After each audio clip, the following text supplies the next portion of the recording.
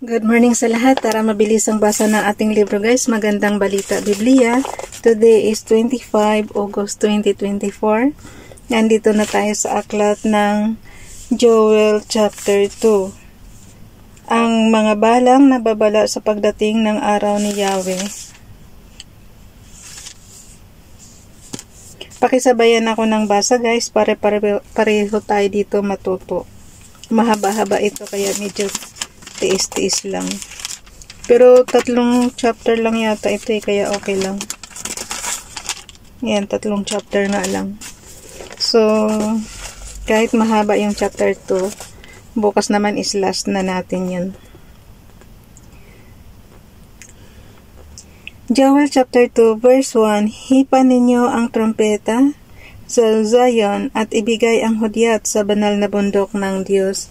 Manginig kayong mga taga-Juda sapagkat malapit nang dumating ang araw ni Yahweh. Verse 2, ito'y makulimlim at malungkot na araw, madilim ang buong kapaligiran at lilitaw ang napakakapal na balang tulad ng paglaganap ng dilim sa kabundukan. Hindi pa nangyayari ang ganito ng mga nakaraang panahon at hindi na mangyayari pang muli maging sa darating na panahon. Verse 3, nilalamon nilang tulad ng apoy ang mga halaman, parang halaman na ng Eden, ang lupain bago sila dumating, ngunit naging malungkot na ilang ang kanilang iwan, wala silang itinira. Verse 4, parang mga kabayo ang kanilang anyo, waring mga kabayong pandigma kung sila'y tumakbo. Verse 5, kapag dumaraan sila sa ibabaw ng mga bundok, ang ingay nila ay parang rumaragasang karwahe, parang tuyong damo na sinusunog, nakahanay sila tulad ng isang hukbo na handang makipagdigma. Verse 6, habang sila ay papalapit, nasisindak ang lahat, namumutla sa takot ang bawat isa. Verse 7, sumasalakay sila gaya ng mga mandirigma, inaakyat nila ang mga pader gaya ng mga kawal, walang lingon-lingon silang sumusugod, walang lumilihi sa landas na tinatahak. Verse 8, lumulusot sila sa mga tanggulan at walang makakapigil sa kanila. Verse 9, sinasalakay nila ang lungsod, inaakyat ang mga pader, pinapasok ang mga bahay, lumulusot sila sa mga bintana, gaya ng mga magnanakaw. Verse 10, sa pagdaan nila ay nayayanig ang lupa at umuuga ang langit, nagdidilim ang araw at ang buwan at pati mga bituin ayaw nang magliwanag. Verse 11, parang kulog ang tinig ni Yahweh kung mag-utos sa kanyang hukbo. Ang mga pangkat na tumatalima sa kanya ay marami at malalakas. Nakakapangilabot ang araw ni Yahweh. Sino ang makakatagal dito? Panawagan upang magsisi. Joel chapter 2 verse 12, gayunman, sabi ni Yahweh, mataimtim kayong magsisi at manumbalik sa akin.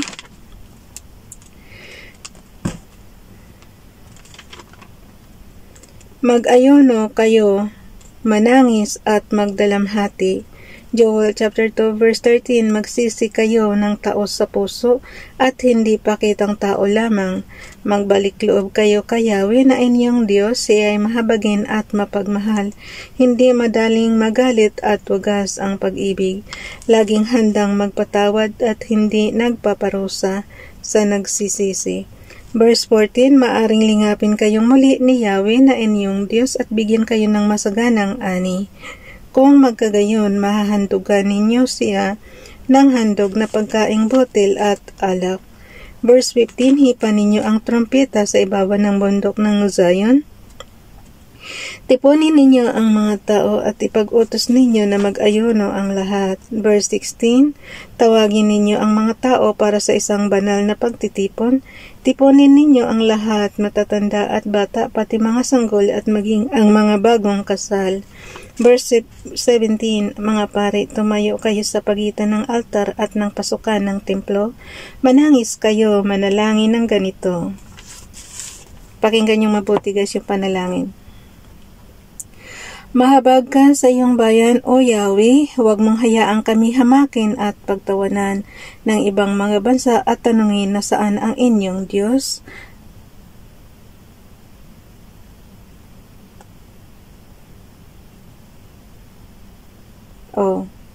So, yun yung panalangin guys. Mahabag ka sa iyong bayan, O Yahweh.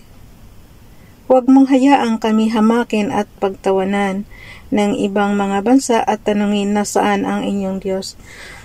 Tama to, Father God. Ang isama natin sa panalangin guys, yung ating PNP. Nawa mahuli na nila yung si Pastor Kibuloy kasi nga marami ng dapat kasi sumuko na si Pastor Kibuloy. Huwag naman nating hayaan na mas parang lumalabas na nagmatigas pa yung si Pastor Kibuloy sa sa gobyerno Dapat sumunod siya kasi naman para wala nang mapahamak ba katulad niyan. Marami siyang parang nagiging human shield niya yung mga tao na mga membro niya. Dapat hindi ganun. Dapat yung leader ang siyang magprotekta sa mga member, hindi yung member ang magprotekta sa leader. Baliktad. So dapat talaga sumuko na si Pastor Kibuloy. Kasi ayan mahabag ka sa iyong bayan, O Yahweh. Huwag mong hayaang kami hamakin at pagtawanan ng ibang mga bansa at tanungin na saan ang inyong Diyos. So, kumbaga sa atin, guys, ipanalangin natin kay Yahweh na huwag pagtawanan yung ating PNP. Dapat manaig yung batas. Dapat sumunod sila sa batas. Sumunod si Kibuloy sa batas. Kaya isa tayo sa nanalangin na magtagumpay ang PNP sa laban nila ngayon. Okay, pinanambalik ng Diyos ang kasaganaan sa lupain. Joel chapter 2 verse 18, bilisan na natin. Pagkatapos ipinakita niya ang malasakit niya sa lupain at naawa siya sa kanyang bayan. Verse 19, ganito ang kanyang tugon. Bibigyan ko kayo ngayon ng butil, alak at langis upang kayo'y mabusog, hindi na kayo hahamakin ng ibang bansa. Nawa may mag-provide sa ating kabulistan ng pagkain, inumin, para hindi sila para hindi sila mapagod ba. Okay. Verse 20, paalisin ko na ang mga hukbong waring buhat sa hilaga, itataboy ko ang iba sa disyerto at ang mga pangunahing hanay nila ay itatabay ko naman sa dagat, sa silangan, sa dagat, sa hilaga naman ang nasa hulihan. Aalingasa ang baho ng kanilang mga bangkay, lilipulin ko sila dahil sa lahat ng ginawa nila sa inyo. Kaya nga nawa sumuko ka na, Pastor Kibuloy, para wala nang madamay. Okay, verse 21. Lupain, huwag kayong matakot, kayo ay magsaya at lubos na magalak dahil sa lahat ng ginawa ni Yahweh para sa inyo. Verse 22, mga hayop, huwag kayong matakot, luntian na ang mga pastulan, namumunga na ang mga punong kahoy, hitik na sa bunga ang igos at ang ubas. Verse 23, magalak kayo mga taga-Zion, matuwa kayo dahil sa ginawa ni Yahweh na inyong Diyos, pinaulan niya ng sapat sa taglagas at gayon din sa taglamig tulad ng dati, o ulan din sa tagsibol. Verse 24, mapupuno ng ani ang mga giikan, aapaw ang alak at langis sa mga pisaan. Verse 25, ibabalik ko ang lahat ng nawala sa inyo ng pinsalain ng katakot-takot ng balang ang inyong mga pananim. Ako ang nagpadala ng hukbong ito laban sa inyo. Verse 26, magkaroon kayo ngayon ng saganang pagkain at kayo mapubusog, pupurihin ninyo si Yahweh na inyong Diyos. Na gumawa ng mga kahangahangang bagay para sa inyo, hindi na muli pang kukutyain ang aking bayan. Kaya nga, Father God, maawa po kayo. Magtagumpay naman ang PNP sa laban nila ngayon kaila Pastor Kibuloy. Okay, Joel chapter 2 verse 27. Kasi ayaw natin pagtawanan guys ang isang institusyon dahil lang sa ilang tao. na ayaw magpahuli. So, ayaw natin pagtawanan ng ating institusyon. Kaya nga humingi na rin tayo ng tulong kay Father God na magtagumpay ang PNP sa laban nila ngayon. Okay, verse 27, Joel chapter 2, verse 27. Kaya nga malalaman ninyo na ako'y sama sa inyo at akong si Yahweh lamang ang inyong Diyos. Hindi na muling hahamakin ang aking bayan. Ang araw ni Yahweh at ang kanyang espiritu. Joel chapter 2 verse 28. Pagkatapos nito, ipagkakaloob ko ang aking espiritu sa lahat ng tao, ipahayag ng inyong mga anak na lalaki at babae ang aking mga mensahe. Magkakaroon ng mga panaginip ang inyong matatandang lalaki at makakakita ng mga pangitain ang inyong mga kabataang lalaki. Verse 29. Sa panahong iyon, ibubuhos ko rin ang aking espiritu maging sa mga alipin, lalaki man o babae.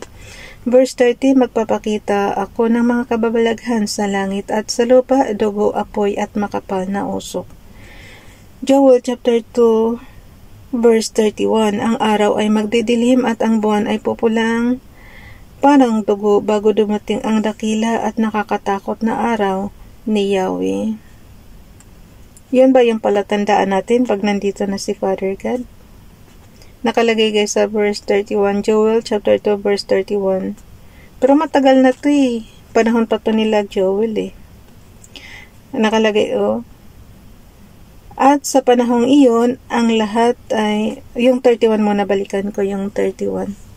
Ang araw ay magdidilim at ang buwan ay pupulang parang dugo bago dumating ang dakila at nakakatakot na araw ni Yahweh. So nakakatakot yung araw pag dumating si Yahweh. Verse 32, at sa panahong iyon, ang lahat ng hihingi ng tulong kay Yahweh ay maliligtas. So, humingi tayo ng tulong kay Father God, guys. Gaya ng kanyang sinabi, may ilang makakatakas sa bundok ng Zion, at ang aking pinili makakaligtas sa Jerusalem. So, yun na. Pero nawa pati kami, Father God, isama nyo ring iligtas. Kasi wala tayo sa Zion eh. So, dito na tayo sa chapter 3 guys, bukas na to. Para the next naman is Amos. Diba? Ano bukas? 26 August 2024. Mabuti nga, malapit na tayo matapos. Pero nawa, bago naman magtapos ang 2024 na taon, matapos na natin pati yung yung New Testament para 2025. Sa year 2025 okay na tayo, wala na tayong problema, diba? Okay, hanggang dyan na lang. Bye everyone, God bless.